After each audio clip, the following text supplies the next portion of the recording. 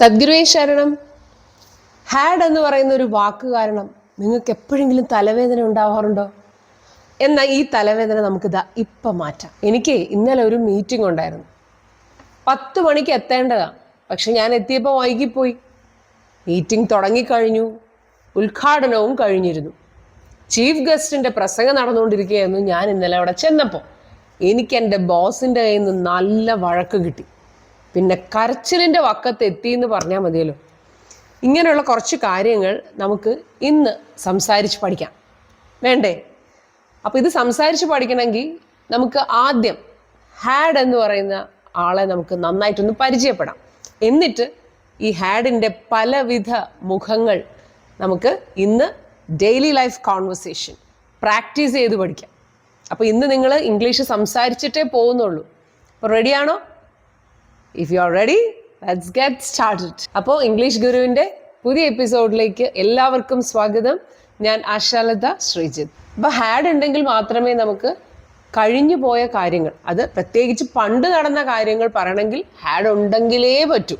അപ്പോൾ ആദ്യം നമുക്ക് ഹാഡിൻ്റെ പ്രൈമറി ഫങ്ഷൻ നോക്കാം. അപ്പോൾ പ്രൈമറി ഫങ്ഷനിൽ ഹാഡ് മെയിൻ വേർബായിട്ടാണ് ഇവിടെ വർക്ക് ചെയ്യുന്നത് കേട്ടോ. അപ്പോൾ മെയിൻ വേർബ് എന്ന് പറഞ്ഞാൽ എന്താ? അതിനൊരു പ്രത്യേക അർത്ഥം തന്നെയുണ്ട്. ഇപ്പം എനിക്കൊരു ബുക്ക് ഉണ്ടായിരുന്നു എന്ന് പറയാണ്. I had A book. എനിക്കൊരു ബുക്ക് ഉണ്ടായിരുന്നു. ഞാൻ ബ്രേക്ക്ഫാസ്റ്റ് കഴിച്ചു. I had my breakfast. അപ്പം പാസ്റ്റ് ടെൻസിൽ നമ്മൾ പറയുന്ന സെൻറ്റൻസുകളാണിത്. ഞാൻ കഴിച്ചു. അപ്പം ഇവിടെ ഹാഡിൻ്റെ അർത്ഥം എന്താ? കഴിച്ചു എന്നാണ്. ആദ്യം പറഞ്ഞ സെൻറ്റൻസിൽ അർത്ഥം എന്താ? ഉണ്ടായിരുന്നു എന്നാണ്. ഐ ഹാഡ് എ ഹെഡ് ഏക്ക്. എനിക്കൊരു തലവേദന ഉണ്ടായിരുന്നു. അപ്പോൾ അവിടെ ഹാഡിൻ്റെ അർത്ഥം എന്താ? ആ തലവേദന എന്ന് പറയുന്ന ആ ഒരു അനുഭവം നമുക്കുണ്ടായിരുന്നു എന്നാണ്. അല്ലാതെ ഏതെങ്കിലും ഒരു വസ്തു നമുക്കുണ്ടായിരുന്നു എന്നല്ല, തലവേദന ഉണ്ടായിരുന്നു. She had A difficult childhood. അവൾക്ക് വളരെ ബുദ്ധിമുട്ടുള്ള ഒരു കുട്ടിക്കാലമായിരുന്നു അവൾക്കുണ്ടായിരുന്നത്. അപ്പോൾ അവിടെ ഒരു എക്സ്പീരിയൻസ് ആണ്, കുട്ടിക്കാലത്തെ ചില അനുഭവങ്ങൾ ഉണ്ടായിരുന്നു എന്ന് പറയാനാണ് ഇവിടെ ഹാഡ് യൂസ് ചെയ്യുന്നത്. അപ്പോൾ ഇവിടെ എല്ലാം നമുക്ക് നോക്കിയാൽ കാണാം, ഹാഡ് അല്ലാതെ മറ്റൊരു വേർബ് ഇവിടെ ഇല്ല. ഹാഡാണ് അവിടുത്തെ മെയിൻ വേർബ്. അപ്പോൾ ആ മെയിൻ വേർബായിട്ട് വരുമ്പോൾ ഉള്ള അർത്ഥങ്ങളാണ് നമ്മളിപ്പോൾ പറഞ്ഞത്.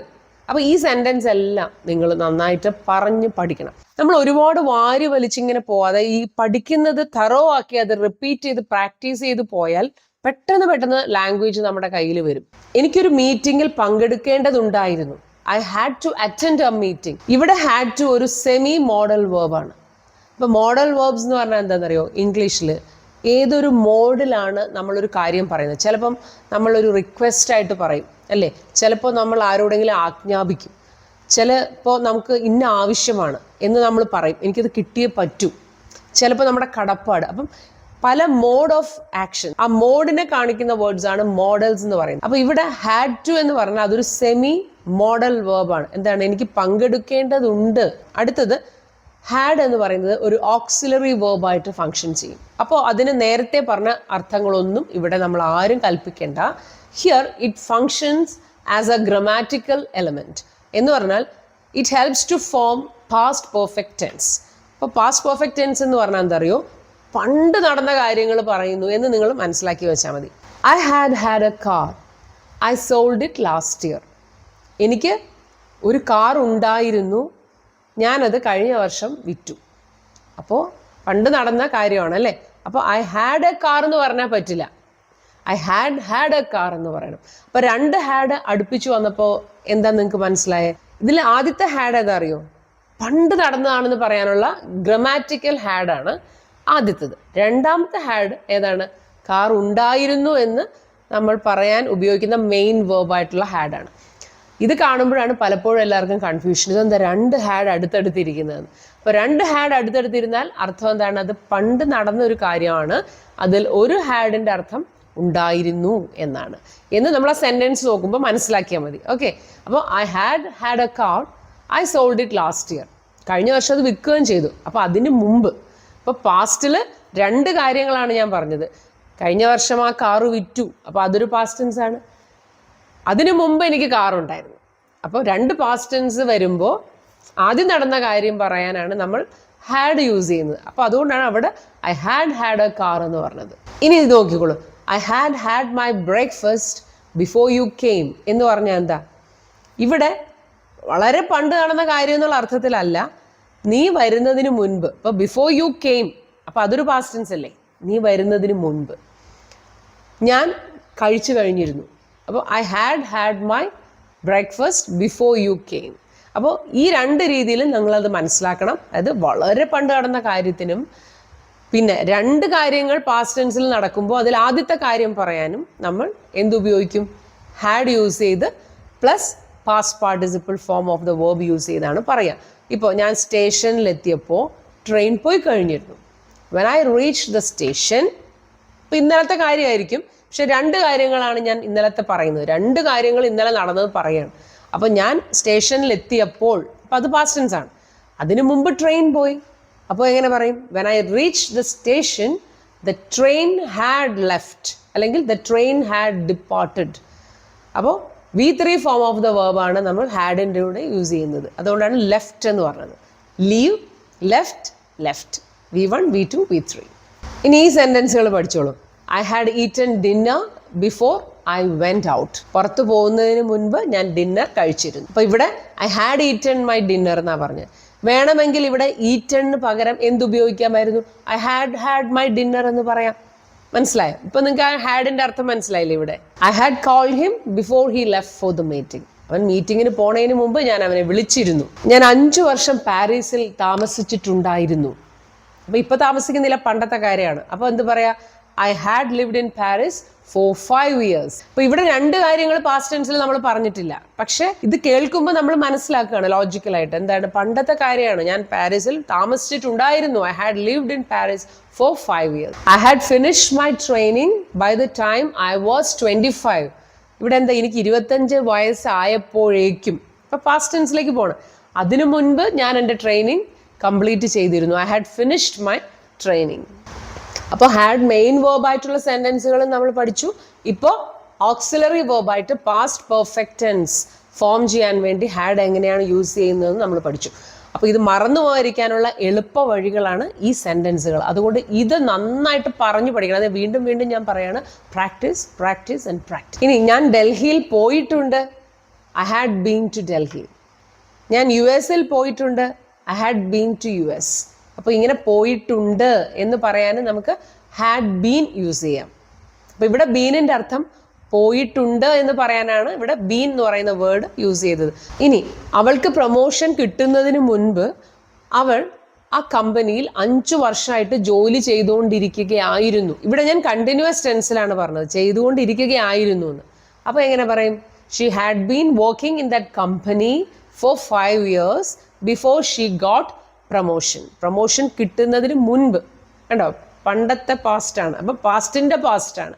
അത് കണ്ടിന്യൂസ് ആയിട്ട് പറഞ്ഞുകൊണ്ട് ഹാഡ് ബീൻ വർക്കിംഗ് എന്ന് പറയാം. ബസ് എത്തുന്നതിന് മുൻപ് അരമണിക്കൂറായിട്ട് ഞങ്ങൾ ആ ബസ് സ്റ്റോപ്പിൽ കാത്തു നിൽക്കുകയായിരുന്നു. We had been waiting for the bus for 30 minutes before it finally arrived. അപ്പോൾ had been plus ING form of the verb നമ്മൾ പഠിച്ചു. അതായത് പാസ്റ്റ് പെർഫെക്റ്റ് കണ്ടിന്യൂസ്. അപ്പോൾ ഈ എക്സാമ്പിൾസ് പഠിച്ചാൽ ആ കൺഫ്യൂഷൻ കംപ്ലീറ്റ് ആയിട്ട് മാറും. ഇനി അടുത്തത് ഹാഡ് ബീൻ എന്ന് പറയുന്ന വേർഡ് നിങ്ങൾ മറ്റൊരു സ്ഥലത്ത് കാണും. നമ്മൾ എന്തെങ്കിലും ഓർഡർ ചെയ്തു വരിക, അത് വേറൊരു അഡ്രസ്സിൽ കൊണ്ട് കൊടുത്തു. The package had been delivered to the wrong address. തെറ്റായ അഡ്രസ്സിൽ പാക്കേജ് ഡെലിവർ ചെയ്യപ്പെട്ടു. അപ്പോൾ ആരാണ് ഡെലിവറി ചെയ്തതെന്നല്ല ഇവിടെ പറയുന്നത്, പാക്കേജ് ഡെലിവർ ചെയ്യപ്പെട്ടു എന്നാണ് പറയുന്നത്. അപ്പോൾ ഇങ്ങനെ നമ്മൾ ചെയ്ത ആൾക്ക് വലിയ ഇമ്പോർട്ടൻസ് ഒന്നുമില്ല. ഇത് ഡെലിവറി ചെയ്തത് ഇപ്പോൾ പോസ്റ്റ് വുമൺ ആയിരിക്കാം, പോസ്റ്റ് മാൻ ആയിരിക്കാം, അല്ലെങ്കിൽ കൊറിയർ സർവീസുകാരായിരിക്കാം. അവരെ കുറിച്ചൊന്നും പറയുന്നില്ല. പാക്കേജിനാണ് ഇവിടെ ഇമ്പോർട്ടൻസ്. അപ്പോൾ the package had been delivered to the wrong address എന്ന് പറയും. ചെയ്ത ആൾക്കല്ല ഇമ്പോർട്ടൻസ്, ആ പാക്കേജിനാണ് ഇമ്പോർട്ടൻസ്. അപ്പോൾ ഇങ്ങനെയുള്ള സെൻറ്റൻസിനാണ് നമ്മൾ പാസീവ് വോയിസ് എന്ന് പറയുന്നത്. അപ്പോൾ ഇവിടെ ഹാഡ് ബീൻ കഴിഞ്ഞിട്ട് നമ്മൾ കണ്ടത് എന്താണെന്ന് അറിയോ? V3 ഫോം ഓഫ് ദ വേർബാണ്, ഡെലിവേർഡ്. അപ്പോൾ ഹാഡ് ബീൻ്റെ കൂടെ നമ്മൾ V3 ഫോം കാണുകയാണെങ്കിൽ അതിൻ്റെ അർത്ഥം എന്താ? അത് പാസീവ് വോയിസ് ആണ്. സിനിമയാക്കുന്നതിന് മുൻപ് ആ നാടകം പല പ്രാവശ്യം സ്റ്റേജിൽ പെർഫോം ചെയ്യപ്പെട്ടിട്ടുണ്ടായിരുന്നു. The play had been performed many times before it was filmed. ഈ രണ്ട് സെൻറ്റൻസിലും നമ്മൾ കാണുന്ന പ്രത്യേകത എന്തെന്നറിയാമോ? ഇവിടെ subject has undergone some actions rather than doing some action. ഇത് നിങ്ങൾ പാസീവ് വോയിസിലാക്കണം. ഞാൻ വീട്ടിലെത്തുന്നതിന് മുൻപ് ആ പാക്കേജ് ഡെലിവർ ചെയ്യപ്പെട്ടിട്ടുണ്ടായിരുന്നു. അപ്പോൾ ഇനി നമുക്ക് പ്രാക്ടീസ് ചെയ്യാനുള്ള ആ ഒരു ഷോർട്ട് കോൺവെർസേഷനാണ്. ഇതാണ് ഏറ്റവും ഇമ്പോർട്ടൻ്റ് ആയിട്ടുള്ള കാര്യം. ഇത്രയും കേട്ടിട്ട് നിങ്ങൾ വെച്ചിട്ട് പോയാൽ കാര്യം നടക്കില്ല. ഈ ഒരു പാസേജ്, ഈ ഒരു ഷോർട്ട് കോൺവെർസേഷൻ നിങ്ങൾ നന്നായിട്ട് കണ്ണാടിയുടെ മുമ്പിൽ നിന്ന് പറഞ്ഞ് ഇത് തറോ ആക്കണം. ഞാൻ പറയും, നിങ്ങൾ എൻ്റെ കൂടെ പറയണം. Okay. Yesterday I had a meeting.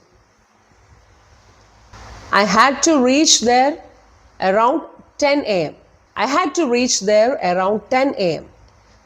But I couldn't. I was a little late. ഞാൻ കുറച്ച് ലേറ്റ് ആയി പോയിരുന്നു. I was a little late. The meeting had been inaugurated by the chief guest. The meeting had been inaugurated by the chief guest. The chief guest had been delivering his inaugural speech when I reached there. The chief guest had been delivering his inaugural speech when I reached there. My boss stared at me and scolded me for being late. എന്നെ ഇങ്ങനെ തുറിച്ചു നോക്കി എന്നെ നന്നായി വഴക്ക് പറഞ്ഞു. My boss stared at me and scolded me for being late. I was on the brink of tears. ഞാനിങ്ങനെ കരച്ചിലിൻ്റെ വക്കത്തായിരുന്നു. I was on the brink of tears. അല്ലെങ്കിൽ സിമ്പിളായിട്ട് ഇങ്ങനെയും പറയാം, I was about to cry എന്നും പറഞ്ഞാലും മതി. ഇത് കിട്ടിയില്ലെങ്കിൽ I was about to cry. But I managed to keep my emotions in check. ഞാൻ എങ്ങനെയെങ്കിലും എൻ്റെ ഇമോഷൻസ് കൺട്രോൾ ചെയ്ത് പിടിച്ചു നിർത്താൻ ഞാൻ മാനേജ് ചെയ്തു. But I managed to keep my emotions in check. അല്ലെങ്കിൽ ഇങ്ങനെ പറഞ്ഞാൽ മതി, I controlled my emotions. അങ്ങനെ പറഞ്ഞാലും മതി. ഇപ്പം ഇത്രയും വളച്ച് പറഞ്ഞില്ലെങ്കിലും. ഓക്കെ. പിന്നെ ഞാൻ ഒന്നും നോക്കിയില്ല. I admitted my mistake and apologized. അതാണ് നമ്മൾ ചെയ്യേണ്ടത്. എന്തെങ്കിലും ഒരു മിസ്റ്റേക്ക് നമുക്ക് പറ്റി, ആരെങ്കിലും നമ്മളെ വഴക്ക് പറഞ്ഞാൽ നമ്മൾ ചെയ്യേണ്ട കാര്യം ഇതാണ്. I admitted my mistake. ഞാൻ എൻ്റെ മിസ്റ്റേക്ക് ഞാൻ സമ്മതിച്ചു and I apologized. അതോടുകൂടി അവരുടെ ദേഷ്യവും പോയി നമുക്ക് ഫ്രീ ആയിട്ട് ഇരിക്കുകയും ചെയ്യാം. അതിന് പകരം നമ്മൾ എന്ത് ചെയ്യും? നമ്മൾ ആർഗ്യൂ ചെയ്തുകൊണ്ടിരിക്കും. അതനുസരിച്ച് സംഭവം ടെൻഷൻ കൂടി വരും. ഇങ്ങനെയുള്ള സിറ്റുവേഷൻസ് ഡീൽ ചെയ്യാൻ നമുക്ക് കഴിഞ്ഞാൽ നമുക്ക് നല്ല ലൈഫ് സ്കിൽ ഉണ്ടെന്നാണ് അർത്ഥം. അതുകൊണ്ട് ഞാനൊരു പാഠം പഠിച്ചു. എന്താണെന്നറിയോ? I have learned a lesson. I have decided to keep time from now on. ഇനി മുതൽ കൃത്യം സമയം പാലിക്കുക എന്നുള്ളൊരു കാര്യം ഞാൻ ചെയ്തിരിക്കും. I have decided to keep time from now on. അപ്പോൾ നമുക്ക് ഒരു പ്രാവശ്യം കംപ്ലീറ്റ് ആയിട്ട് ഒരുമിച്ച് അങ്ങ് പറയാം. Yesterday I had a meeting. I had to reach there around 10 a.m. But I couldn't. I was a little late.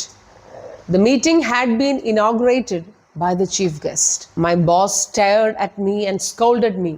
I was on the brink of tears, but I managed to keep my emotions in check. I admitted my mistake and I apologized. I have learned a lesson. I have decided to keep time from now on.